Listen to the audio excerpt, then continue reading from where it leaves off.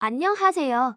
여러분의 지식 창고 히스토리 텔러입니다. 만약 삼국지의 영웅들이 21세기에 환생한다면 어떤 일이 벌어질까요? 아마 각자의 지략과 용맹으로 새로운 시대를 평정하려 들겠죠. 그런데 만약 이들이 전쟁 자금이 부족해서 비트코인을 채굴하기 시작했다면요? 오늘은 바로 이 기상천외한 상상한 삼국지 영웅들의 코인 채굴기에 대해 이야기해 보겠습니다. 때는 서기 220년, 초 5삼국이 팽팽하게 대립하던 시절 끝없는 전쟁에 국고는 바닥을 보이고 군사들의 사기는 곤두박질치고 있었습니다. 6.21 조조, 손권, 이세 군주는 골머리를 앓고 있었죠. 바로 그때 어디선가 나타난 신비한 도인이 그들에게 미래의 황금, 즉 암호화폐에 대한 정보를 알려줍니다. 처음에는 뜬구름 잡는 소리라며 믿지 않았지만 미쳐야 본전이라는 생각에 새 군주는 코인 채굴에 뛰어들기로 결심합니다. 가장 먼저 움직인 것은 역시나 행동력의 화신, 위의 조조였습니다. 그는 임재를 알아보는데 탁월한 능력을 가졌죠. 조조는 즉시 자신의 진영에 있는 최고의 기술자들을 모아 허도 코인 채굴단을 조직합니다. 곽가와 순욱 같은 최고의 작사들은 시장 분석팀을 맡아 어떤 코인이 융화할지, 언제 사고 팔아야 할지 밤낮으로 연구했습니다. 그들은 코인 시장의 변동성을 마치 전쟁터의 지형을 분석하듯 꿰뚫어 보았죠. 한편 조조 휘하의 장수들은 각자의 특기를 살려 채굴에 동참했습니다. 예를 들어 하호도는 채굴장의 경비를 총괄하며 해커들의 공격을 막아냈고, 장묘는 뛰어난 기동력으로 여러 채굴장을 오가며 시스템을 점검했습니다. 조조는 천하를 얻기 위함인데 이까짓 전기세가 대수랴 라고 외치며 막대한 자본을 쏟아부어 최신형 그래픽카드를 싹쓸이했습니다. 덕분에 왜 채굴 해시레이트는 하늘 높은 줄 모르고 치솟았죠. 조조는 채굴한 코인으로 군마를 사고 병사들에게는 보너스로 코인을 지급하며 사기를 북돋았습니다. 그야말로 코인 패건을 꿈꾸는 야심가의 면모를 제대로 보여주었죠. 그렇다면 인덕의 상징, 촉의 요비는 어땠을까요? 유기의 시작은 미약했습니다. 변변한 자본도 기술도 없었죠.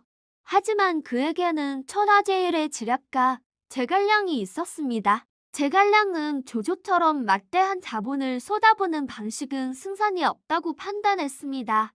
대신 그는 친환경 분산 채굴이라는 혁신적인 아이디어를 내놓습니다. 제갈량은 먼저 남만의 맹획을 설득해 풍부한 수렵 자원을 이용한 수렵 발전, 채굴소를 건설합니다. 칠중칠금으로 맹획의 마음을 얻었던 것처럼 이번에는 코인의 미래 가치를 설명하며 그를 완벽한 사업 파트너로 만들었죠. 그리고 백성들에게는 소규모 가정용 채굴기를 보급했습니다.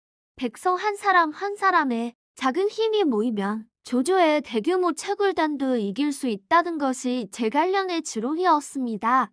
관우와 장비, 조은 같은 용정들은 백성들에게 채굴기 설치 방법을 알려주고 시스템에 문제가 생기면 즉시 출동하는 에즈 기동대 역할을 맡았습니다.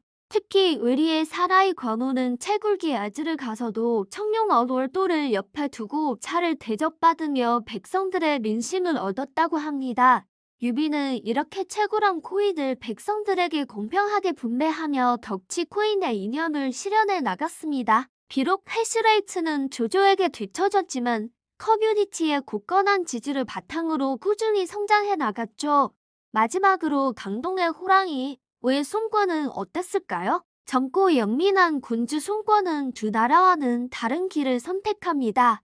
그는 대규모 채굴보다는 디파일, 즉 탈중앙화 금융에 집중했습니다. 주유와 노숙 같은 유능한 재정 전문가들을 앞세워 당동 코인의 치이자 농사 프로젝트를 시작한 것이죠. 그들은 자신들이 채굴한 코인을 다른 사람들에게 빌려주고 높은 이자를 받는 방식으로 자산을 불려나갔습니다. 특히 주유는 뛰어난 수완으로 여러 코인 프로젝트와 파트너십을 맺으며 오나라 코인 생태계를 급격히 확장시켰습니다. 마치 적벽대전에서 연원계를 사용했듯 여러 코인들을 엮어 수익을 극대화하는 전략을 구사한 것입니다. 또한 송권은 NFT, 즉 대체 불가능 토큰의 가능성을 일찌감치 간파했습니다. 그는 감명, 태사자 같은 맹장들의 활약상을 담은 그림이나 대교와 소교 같은 미녀들의 초상화를 NFT로 발행했습니다. 이 NFT들은 엄청난 인기를 끌며 높은 가격에 거래되었고 오나라는 막대한 부를 축적하게 됩니다. 송권은 싸우지 않고 이기는 것이 최고의 전략이다. 코인 시장에서도 마찬가지다라며 금융을 통해 천하를 제패하려는 새로운 야망을 불태웠습니다. 이렇게 세 나라는 각자의 방식으로 코인 전쟁에 뛰어들었습니다. 조조는 압도적인 자본력으로 시장을 지배하려 했고 루비는 민심을 바탕으로 한 커뮤니티의 힘으로 맞섰으며 송권은 뛰어난 금융 전략으로 새로운 부를 창출했죠. 하지만 코인 시장이 언제나 평화로울 수는 없겠죠? 어느 날 사마이가 이끄는 해커 군단이 총나라의 메인넷을 공격하는 형조 해킹 사건이 발생합니다. 제갈량은 즉시 방어에 나서지만 사마이의 교묘한 공격에 시스템 일부가 마비되는 위기를 맞죠. 이때 반응 제갈량의 라이벌이었던 봉추 방통이 백업 시스템을 가동하며 가까스로 위기를 넘깁니다. 알고 보니 방통은 해킹에 대비해 비밀리에 보안 시스템을 구축해 두었던 것입니다. 이에 질세라 주유는 조조의 거래소에 산장된 코인을 대량으로 매도해 가격을 폭락시키는 적벽 펌핑 앤 덤핑 작전을 시도합니다. 시장은 순식간에 혼란에 빠지고 수많은 개미 투자자들이 눈물을 흘렸죠. 조조는 막대한 자본으로 가격 방어에 나서지만 엄청난 손실을 입게 됩니다. 이처럼 삼국 영웅들의 코인 전쟁은 실제 전쟁만큼이나 치열하고 흥미진진하게 펼쳐졌습니다. 각자의 전략과 용맹, 그리고 개성이 코인 시장이라는 새로운 전쟁터에서 유감없이 발휘된 것이죠. 자, 여러분이 만약 삼국시대의 투자자라면 어느 나라의 코인에 투자하시겠습니까? 압도적인 자본력과 기술력을 자랑하는 조조의 코인, 강력한 커뮤니티와 친환경 이념을 가진 루비의 촉코인, 아니면 혁신적인 금융 전략으로 무장한 송권의 오코인? 물론 이 모든 것은 즐거운 상상일 뿐입니다.